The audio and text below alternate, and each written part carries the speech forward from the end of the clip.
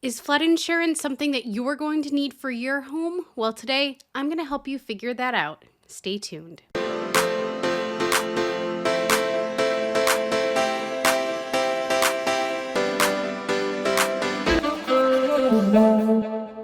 Hey everyone, and welcome back to my channel. My name is Molly Armando. I'm a real estate agent in Massachusetts and Rhode Island, and I tell you everything that you need to know about living on the South Coast. And today I thought it was really important to talk about flood insurance. So I get this question all the time. Obviously, I'm dealing with buying and selling properties on the coast, but it's actually really top of mind because we just had a pretty big storm here on the South Coast. And I don't know, I must be living under a rock because I literally had no idea that the storm was even coming to our area. But we had a ton of flooding, a lot of basements were flooded, and tons of wind and rain, and yeah, lots of road closures. It was pretty intense. So I thought it would be helpful to share a video on flood insurance, what it means. Is it something that you need to have? Is it expensive? Well, today I'm going to break that all down for you. If you're new here, thank you for stopping by. Don't forget to hit the subscribe button so that you get notified each time I launch a new video each and every week. I highlight different things to do, things not to do, and of course, when people are buying, selling, even renting anywhere near the coast, you're going to want to be informed about flood insurance and whether or not it's something that you need. I'm going to share a couple tips, tricks, and places to search for information that's going to make your life a little bit easier and also educate you in the process when it comes to flood insurance. So let's start first things first. There are a couple things that I want you to remember. So every situation is different, every property is different, but there are a couple things that you should want to keep in mind. So the first rule is that even if a property is in a flood zone and let's say they're right by the water, they may not necessarily need flood insurance. Now, that could be for a number of different reasons. Maybe the house has been grandfathered in. Maybe the flood zone has changed, right? Because that's natural. The floodplains are constantly evolving and changing. So there are a couple different factors that could impact this.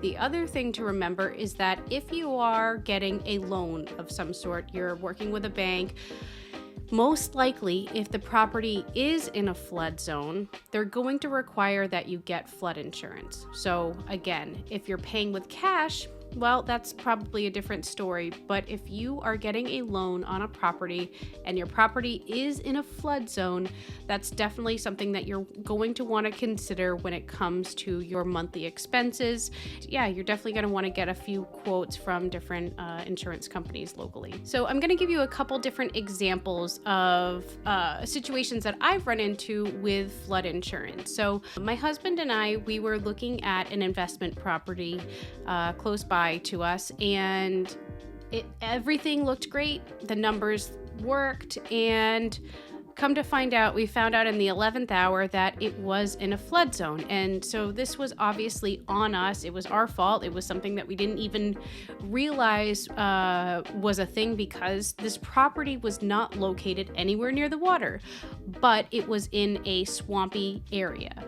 And so therefore we had to get flood insurance, and it just didn't make the numbers didn't work. So it could totally impact your monthly expenses, which is why it's really such a big deal and something that you should really be on top of. The second story that I wanted to share is I recently represented a buyer.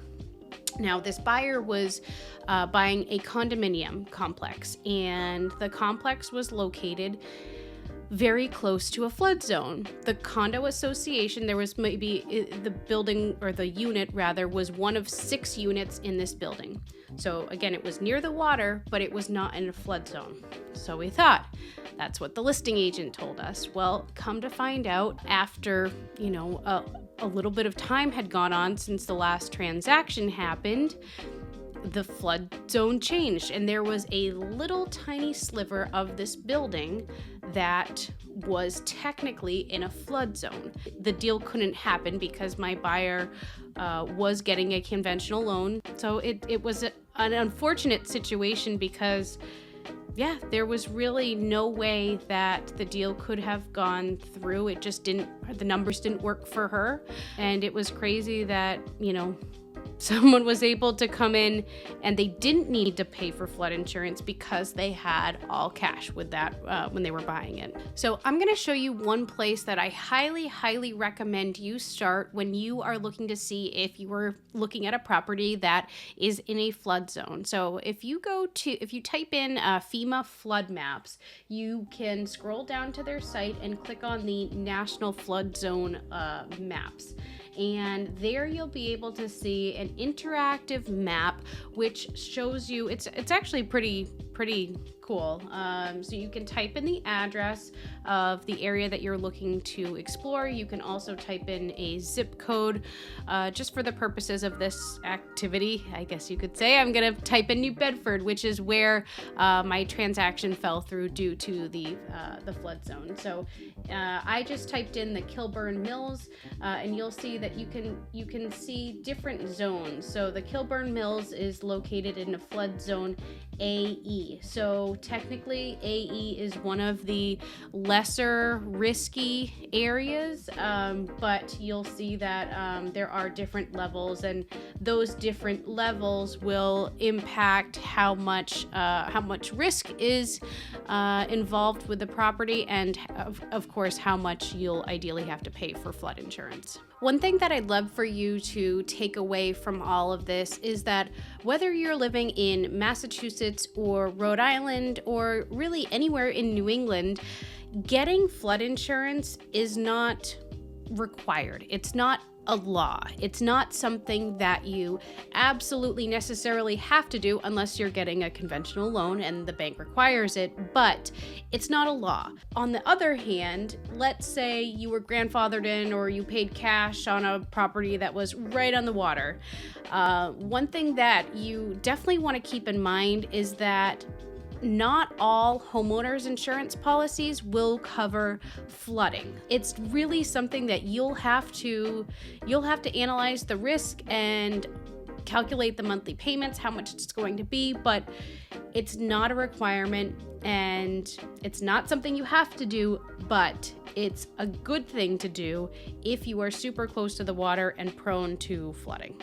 Are interested in learning more about this and how flood insurance will possibly affect you and your home, there are a couple different resources that I recommend you check out. So first is mass.gov in Massachusetts. That's a great place to start, but better yet, the FEMA Q&A section is really an awesome place. Check out their website. A lot of the basic questions are there answered for you.